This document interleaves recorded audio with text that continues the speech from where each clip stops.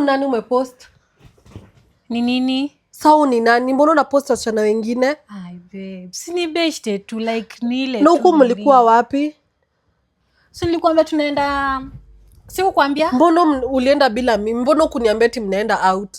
Kuna vile mnajibamba bila mimi ama umeni replace? Sasa aje? Ndo best friend wako mpya? Acha kufikiria hivyo. Si ni tu hata si ati ni best yangu. Ni? Tunaona tulikuwa wengi. Hebu ni post hadi mimi. No uandike bestie, watu wajue mimi ndio best friend yako. Nilisha kupost. Bestie, najua leo ni birthday yako. See what I got for you. Oh my god, guy. Thank you. Najua nakupenda. I love you too. Na niko na surprise nyingine. Nimekupikia vitu tamu. Na tulia tu hapa nakuletea. Oh my god.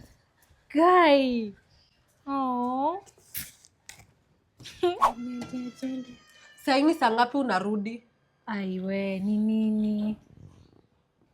Hadi si nilikuwa shamba nilikuwa naenda.